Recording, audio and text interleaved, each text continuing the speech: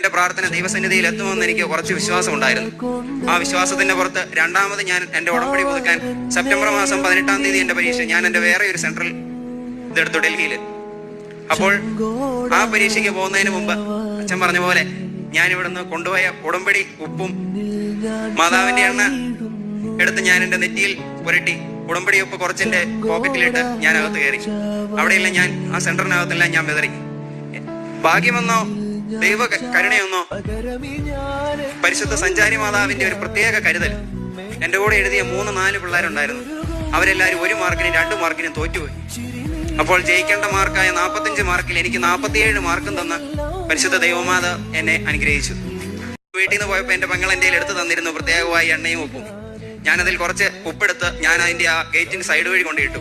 കാരണം അതിനകത്തോട്ട് കയറണമെങ്കിൽ 1 മാസം അല്ലെ 2 മാസം മുമ്പ് നമ്മൾ അപ്പോയിന്റ്മെന്റ് ലെറ്റർ എടുത്ത് ആ ലെറ്റർ കാണിച്ചാൽ മാത്രമേ നമ്മളെ സെക്യൂരിറ്റി അകത്തേക്ക് പ്രവേശിപ്പിക്കൂ.